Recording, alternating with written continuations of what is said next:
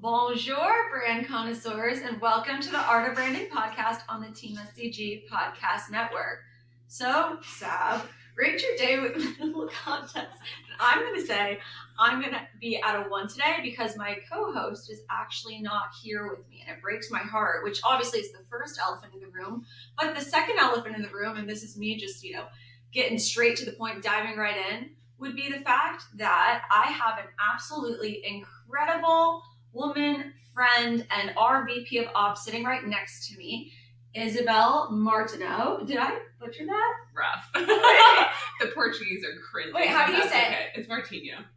Well, I didn't even think that we would kick off the conversation quite like that, but here we are nonetheless. But as far as, the elephant in the room would go, we have Isabel here, who is an ops powerhouse, mastermind, queen of the warehouse, if you will.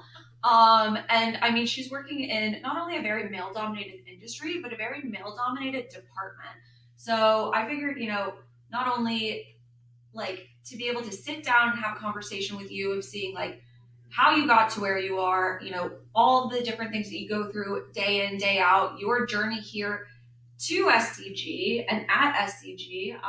There's a lot to unpack here because you are, my friend, a pretty badass girly, if you will. Too sweet. Thank you. Girly. I'm blushing. Oh, God, no. So I guess, to start this out for you, how's your day going? Rate your day with minimal context. Ooh, minimal context. Can we just give it a number? I'll give it a solid 7. Okay, solid 7. Beautiful. So let's dive right in, sister. You have quite an interesting story. So let's take it from the top. What was a young Isabel like?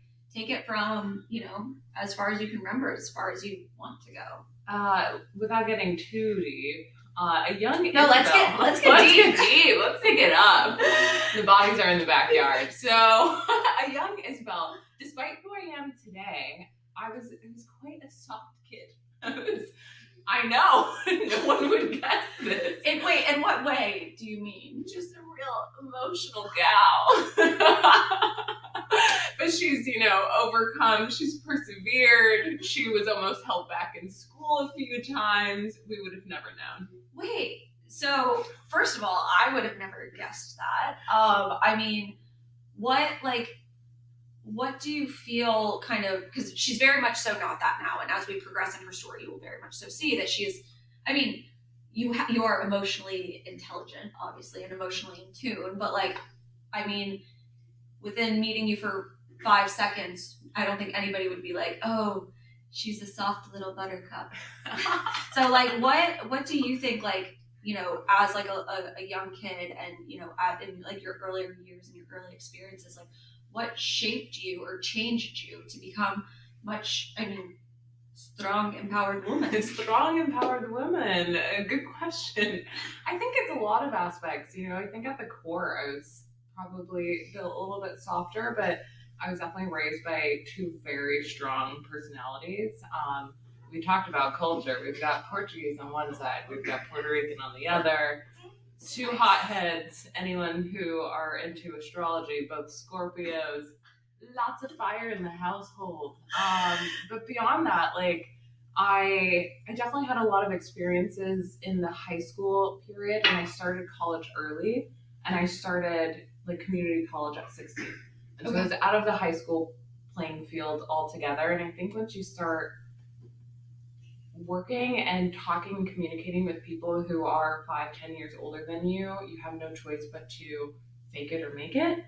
And I think that's when I started realizing we've got to toughen up a little bit, sweetheart. Okay, so you get into that grind, that wheelhouse at 16. So that makes you a junior in high school? Yep. Yeah. Okay. So at that time, are you primarily just in the whole work life of it all? Or the whole college aspect of it all? Or are you starting to venture out and get jobs, or what did that look like for you? Yeah, so I primarily was focused on school at that time, and I had started doing internships and dipping my toes, and I know we're gonna branch into how I got into the operations field in the first place, but as I sit here with marketing girlies, I thought I was going to be a marketing girly, which we find later on that is just not suited for me.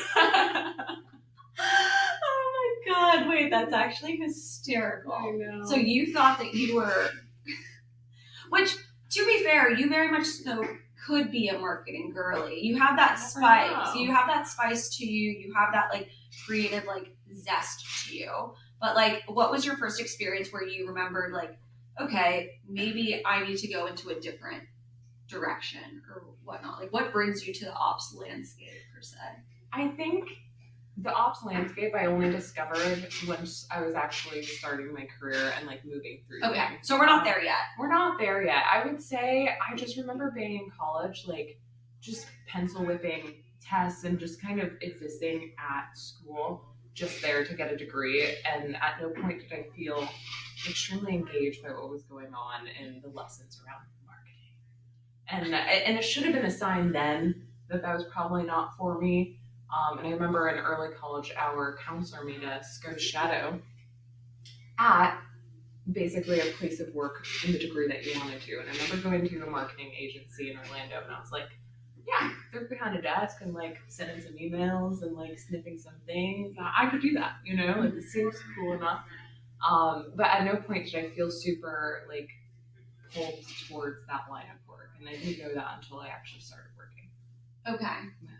Wow. I mean, I'm astonished by people that like at a young age are like, I want to be this, whether it be, especially like you see that with like doctors and lawyers in particular. But like when people say that at like a super young age and then they actually like go through and become it, because what do you know about like yourself and like what do you know about like what an actual job means / practically is in the day to day when you're 14 years old, when you're 16 years old? You don't know. I mean, you don't even know until you're knees deep in it. And even like with like super like entry level stuff, I think too is like that's not even necessarily the fun part of things, but like you have to at least have like the vision to commit to one way or the other, or understand at some point that it's not for you. So I mean, with that being said, like clearly you were very in tune with kind of who you were and yourself at that age and at that stage of the game, which is really, really impressive, because, you know, so many people would probably just commit to the, oh, well, yeah, I want to be a marketing girl. Oh yeah, marketing, whatever. And like end up down a path that wouldn't necessarily be suited for them. Yeah. So, wow. I mean, girl, that's quite impressive, especially to then eventually make that pivot to where we're going with the story. So take it from there. Yeah, I mean, so to pick up where we left off, I'm in school, right? I'm finishing up undergrad at this point. I started at City Furniture slinging sofas. I did that for about a year. And when you're a college student, selling sofas, making commission off of sofas is a good living. It's definitely beating a server at that time. Were you like on the floor? On the sales floor, What? beating the path. Stop! That's hysterical. Those were the days, yeah. So I did that for a year, and I mean, there were a few signs that told me that I was efficient at sales, but I was not good at sales. I think there's a very big difference between the two. Of course, your mind goes to efficiencies. I know. Wait, of course. Speak to it. What were the signs? So efficiencies, I knew where everybody's clients were, including my own. So I knew all the telltale signs that someone wanted to buy. So for that, I was there. I was the first person there ready to write up a sale. But when it came to upgrading and selling services or selling mattresses, I literally would sweat presenting it. I could feel the armpit sweat coming up as I had to twist over in your blouse. There's nothing like armpit sweat in a freaking polyester blouse. Yep. And I would get the sales, but after so much anxiety in my chest, I was like, they had to buy the sofa anyway. Like, why am I anxious about it? And even though I could do it, I could tell that wasn't going to be a sustainable path for me. Okay. So I do that for a year. I finally graduate college, and I'm like, why did I get a degree to do something that I didn't need a degree for? I could sling sofas all day without any college education. And from there, I started looking at the corporate open jobs, started kind of throwing my name into whatever was open at the time. And I finally got to land my first break into corporate, which happened to be in supply chain. Big nerd for supply chain now. Did you know at the time that you were a nerd for it? Or I didn't, no. But you were just like, this is my foot in the door. And you were like, whatever job I can get in with corporate city, yep. like that's it. Yep. Because a lot of these like corporations, like they try to hire internally, but to go from like a franchise, would that be the right word? Yeah. Like whatever, like a franchise into corporate, it's a big leap and it's very competitive. So for sure. Whatever window you have or whatever opportunity you have to make that jump from one to the other, you take it. Yeah. Okay. Yeah. So you get the supply chain situation. Yeah. Wait, what is the exact title of it? Associate buyer. Okay. Which was a lie. It was actually probably a supply chain planner was how it has been revised in the name now. Yes. There was no buying selection. It was just truly forecasting, working with operations and receiving, and also with the vendors to help expedite, push out, get credits, all that good stuff. So lots of like project management, essentially. Yeah. Okay. So this is where you get your feet wet in the ops world. Exactly. Okay. Speak to it. Yeah. So the supply chain position, obviously it's a corporate job, but it was positioned perfectly to work cross-functionally with operations enough where you started speaking with the leadership team in operations. And if you're really engaged in the job and understanding some of the issues that happen in supply chain, you found yourself in the warehouse sometimes. And every month we would have a cross-functional meeting where you, as the associate buyer, had to report out on a quality issue that you problem solved, because that was also part of our responsibilities. Mm-hmm. And I remember working so cross-functionally with the leader in the quality department that at some point when she took her step to move into the warehouse, I was offered the job to move into quality, which was a complete step into operations. Wow. Yeah, and so that was my first. So that's like quality control, like yes, QC. Yes. And there's so much when it comes to quality, and I think this is where I helped understanding problem solving, because you get reporting, understanding where the damage took place. Did it get returned back from the customer? Did it come back from a credit memo, or is it in the customer's house for months?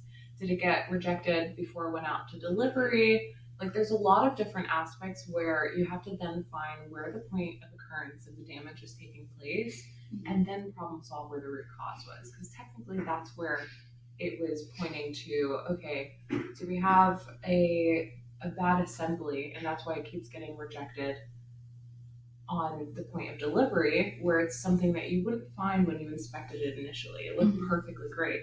Actually, there's a defect in the bracket. And so... Not the defective bracket. I know. And then you have regulation, like there was all types of things. There was not only just a safety, but also a customer satisfaction, associate satisfaction, because there's defects in the product. It's impacting other people, the salespeople, customer service, delivery drivers. It was a extremely cross-functional position that helped me kind of understand the operation globally.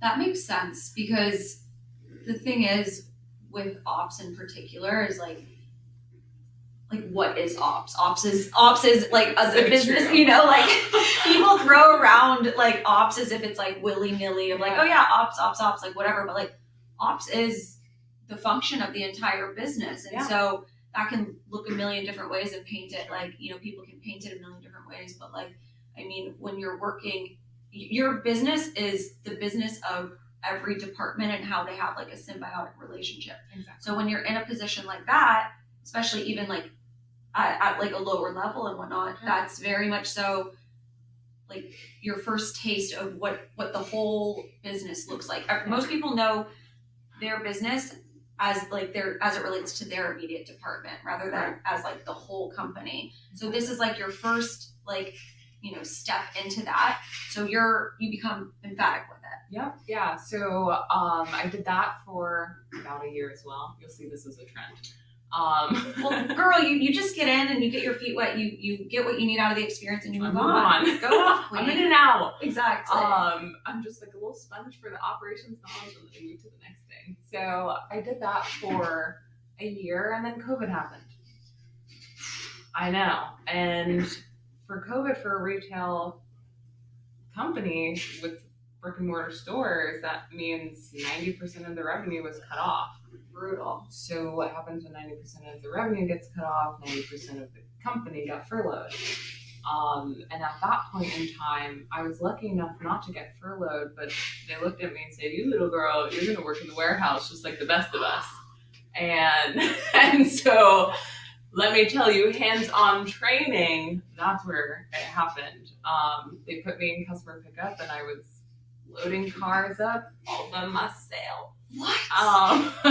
These are trials and tribulations for another day. I know, we'll have, yeah.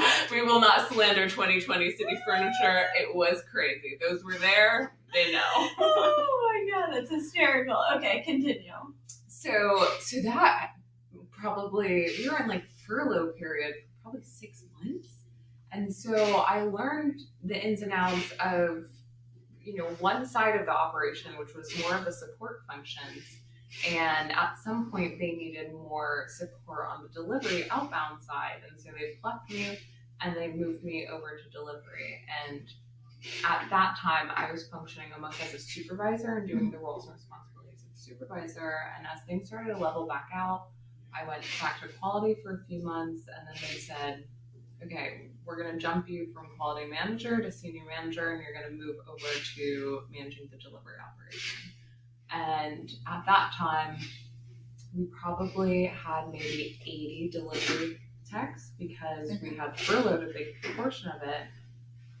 For those of you who remember, what happened in 2020 was once those stores came back up, we had a huge boom of the home economy. And so everybody started buying everything related to home. And that comes furniture, pools, lawns, everything related. And our business almost doubled within that year. Wow. And so we went rapid fire hiring. We did everything we could to get business out the door. And as it relates to supply chain, I mean, I'm sure you're probably triggered thinking about that right now, but that had to be a very, very difficult time because as the demand increases, the supply is decreasing because, Correct. all the things that went down, and that's insane. Exactly. You can only pivot so fast in the supply chain because the factories can move, but you still have 30 days on the water, clearing customs, receiving it. The whole cycle of it's over 90 days. And that's if production can ramp up with you. We probably didn't get our supply chain back in a healthy in-stock until a year and a half later. Wow. To keep up with the demand that we experienced. I know. Holy smokes, sister. I'm getting gray hairs just thinking about it. I talk about hair on my chest. Gray hairs, hair on your chest. That's when it happened.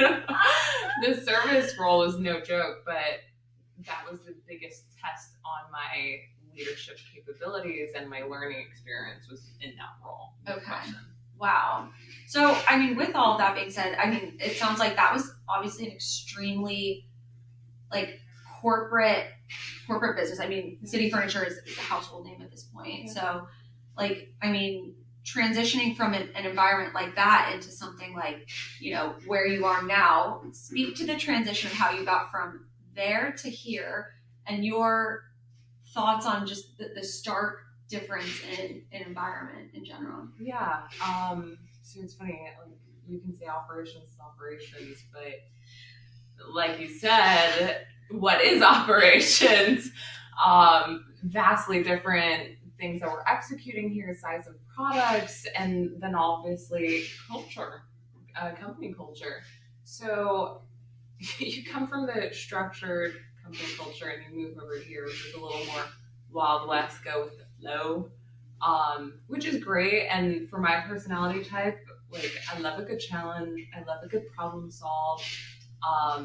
And I would say the best part is not only has the position here given me the autonomy to help set that structure, but kudos to the team who's accepted me in because, you guys have been riding the wave with me of the change that we're kind of putting in place. But before it was a rogue operation. No, of course, and I wish Shayna was here to speak to it, because I mean, here's the thing. It was very much so a rogue operation in the sense of like, I mean, we've spoken at length about like our hyper growth period at this point, and like how not only did that mean obviously revenue increase, but our scale of operations had to increase at that same pace, which I mean, we were very much so not equipped to handle. Yeah. And I mean, we did our best, and I mean, we rose to the occasion in every which way that we possibly could, but we needed to bring somebody in that had experience at another level, at a whole like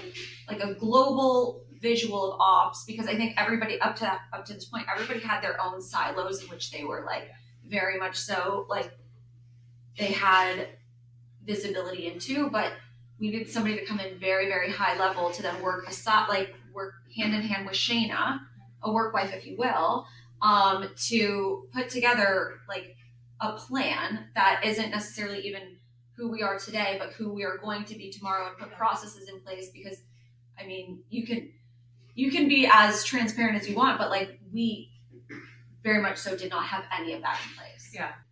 So to piggyback off of what you had said and rapid growth, I mean, I witnessed City Furniture go through rapid growth, and they had all the standards and structure, but that caused stretch marks. Like that growth is hard even with the structure. And so for you guys to have gone through it for as long as you did with the growth and without kind of that supporting member on the operations side, I've been here for 8 months now, and some days I look and think like, what are you guys doing without me? Like, it is challenging, and it's a full-time job for me, so I can't imagine how you guys have kept the business floating with that growth without that supporting member. So it was very, very reactive, and it was, I mean, we didn't have the ability to be proactive, because what we were today like was not who we were yesterday and the day before that, even like as it goes month over month and year over year. Like, I mean, it was insane. So like having somebody like you come in, like, and have that presence, I mean, it's changed the infrastructure of our business entirely, which for the positive, obviously, love you. But like, I mean, to look back at where we've come from in the past 8 months that you've been here, I know for you, you're probably, I mean, I know you because you so just much work to be done.